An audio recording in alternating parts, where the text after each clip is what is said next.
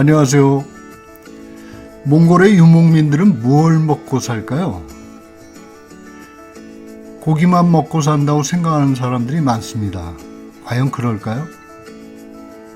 당신에게 몽골 13번째 이야기는 몽골 유목민의 흰 음식입니다.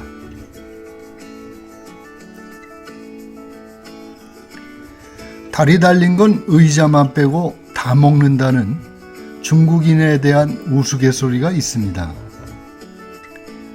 초원에 널려있는 양떼를 보면 유목민들도 그럴 것이라고 생각할 겁니다. 과연 그럴까요? 몽골 유목민들은 음식을 빛깔로 나눕니다. 흰 음식과 붉은 음식으로 나누는데 양젓과 같은 유제품을 흰 음식, 차강이대라 하고 가축들의 고기를 붉은 음식, 울랑이대라 합니다. 어느 걸 더 좋아할까요? 당연히 붉은 음식을 더 좋아합니다. 유목민에게 가축은 생명과 같습니다. 가축이 없으면 집을 지을 수도, 옷을 입을 수도, 겨우내 먹고 살 수도 없습니다. 가축은 유일한 재산이며 생명이 걸린 모든 것입니다. 그래서 유목민들은 양 한 마리를 잡는 일도 신중합니다. 기르던 양 한 마리가 보이지 않으면 말을 타고 며칠씩 찾으러 다닙니다. 양이나 염소가 새끼를 낳으면 사람이 기거하는 계루 안에 데리고 갓난애처럼 돌봅니다. 가축의 암컷을 잡아먹는 것을 농사짓는 사람들이 종자씨를 털어먹는 것만큼이나 큰일로 여깁니다. 그래서 수많은 가축들이 있어도 몽골의 유목민들은 주로 유제품과 같은 흰 음식을 먹으며 어쩔 수 없는 경우에만 고기를 먹습니다. 고기는 가축을 죽여야만 얻어지지만 젖은 산채로 얼마든지 얻을 수 있기 때문입니다. 몽골의 유제품은 모든 가축의 젖을 활용합니다. 몽골 유목민들이 기르는 5가지 가축, 오축이라 하는데 양이나 염소, 말, 소, 낙타에 야크도 낍니다. 돼지와 개는 제외입니다. 여기서 잠깐, 개는 앞서 몽골계 편에 말씀드렸고 유목민들은 왜 돼지를 기르지 않을까요? 댓글로 맞추시는 분에게는 선착순 한 분께 당신에게 몽골 한 권을 보내드리겠습니다. 저자 서명과 함께. 가축의 젖을 발효시켜 그 농도에 따라 다양한 유제품을 만드는데 요구르트와 같은 타락을 단단하게 말린 아롤이 있습니다. 젖에 기름기가 많은 지방질을 떠내어 만든 얼음은 연유처럼 빵을 찍어 먹습니다. 타락은 가축의 젖을 말린 것으로 그것에 쌀을 넣어 죽을 쓴 것이 예전에 우리가 보양식으로 먹던 타락죽입니다. 몽골에서도 환자들에게 지금도 타락죽을 주는데 설탕을 많이 넣은 것이 좀 달랐습니다. 사르갈 리주트라는 곳에서 요양원에서 아침에 타락죽이 나와서 먹어보았지요. 이 밖에도 얼음을 다시 끓여 만든 크림 형태의 처지기라는 것이 있고 처지기를 하루쯤 발효시켰다가 끓여서 수분을 증발시켜 말린 치즈 형태의 애치기가 있습니다. 우유와 타락을 8:1 정도의 비율로 섞어서 서서히 끓인 뒤에 가라앉은 비지 같은 형태를 에뎀이라 하고 에뎀을 보자기에 담아 돌로 눌러 두부처럼 만든 것이 바실라크입니다.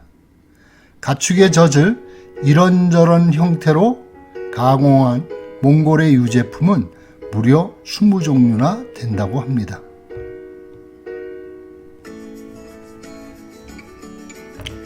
풀이 넉넉한 여름에는 가축들이 잔뜩 뜯어먹고 살이 찌도록 도축을 하지 않습니다. 이때에는 주로 유제품을 먹고 풀이 시드는 가을에 가축을 잡아 그 고기를 말려서 겨울을 납니다. 몽골에서는 개를 제외한 모든 가축의 고기를 먹습니다. 말고기는 열이 많아 여름에는 꺼리고 겨울에 주로 먹습니다.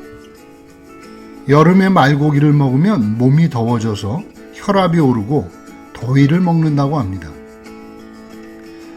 기력이 약한 노인이나 환자의 경우에는 여름에도 말고기를 보신용으로 먹는다고 합니다.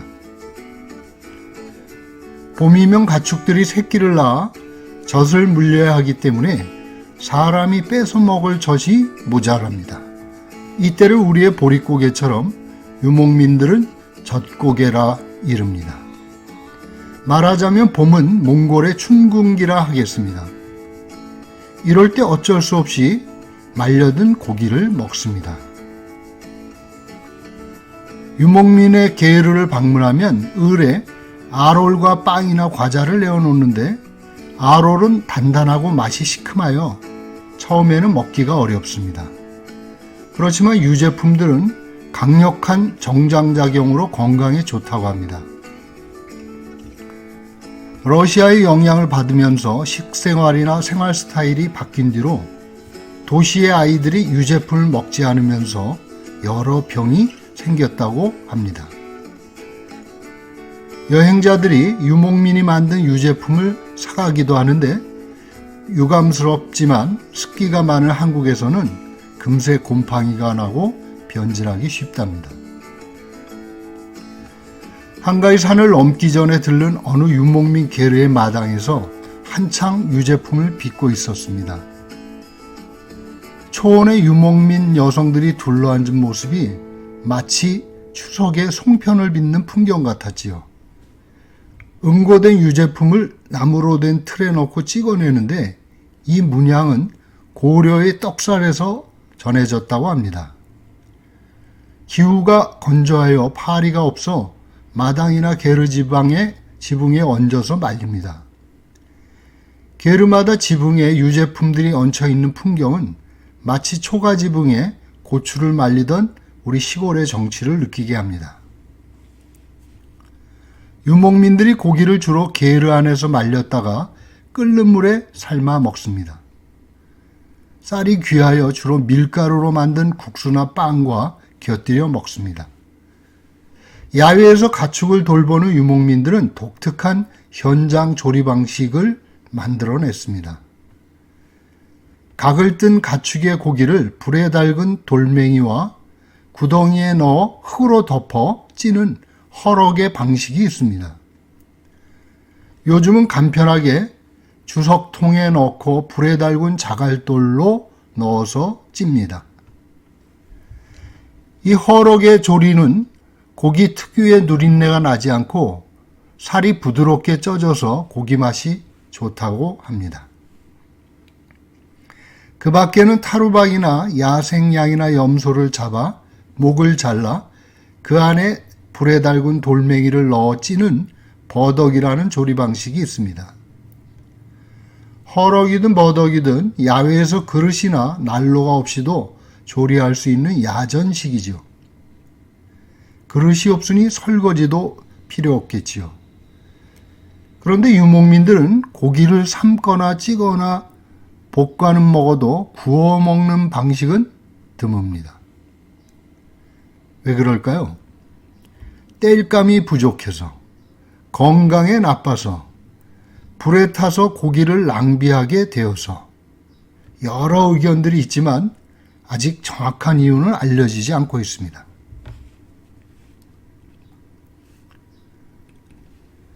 몽골군이 세계를 정복할 수 있는 이유 가운데 하나가 간편한 조리 방식이라고 합니다.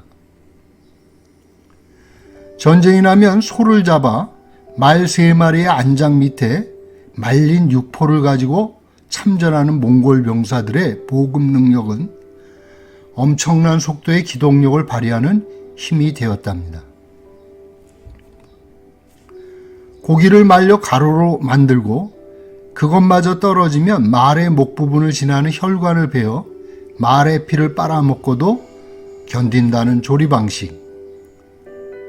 언제 어디서나 가장 빠른 식사를 해결하게 합니다.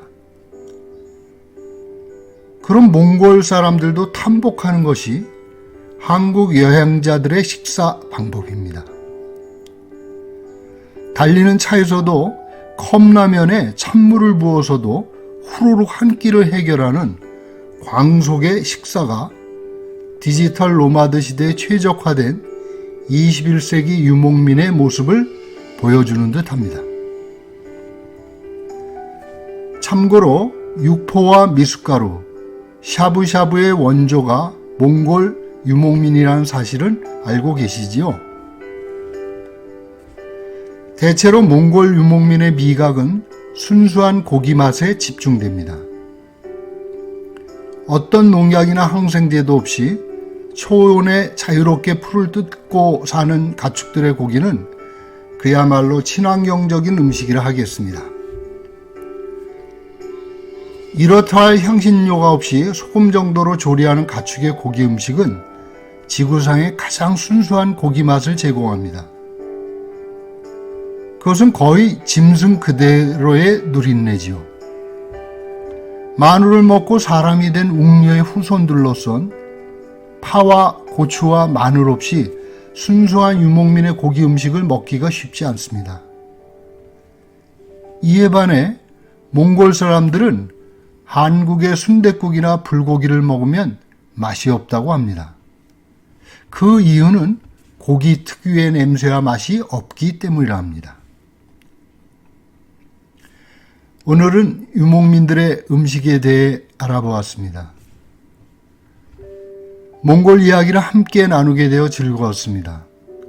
다음 편엔 유목민의 전통 의상인 델에 대해 알아보겠습니다. 40편까지 이어질 몽골 유목민의 이야기 많이 구독해 주시길 바랍니다. 주변에 관심 있는 분들에게도 공유해 주셔서 사라져가는 초원의 이야기들이 좀 더 널리 전해지기를 바랍니다. 고맙습니다.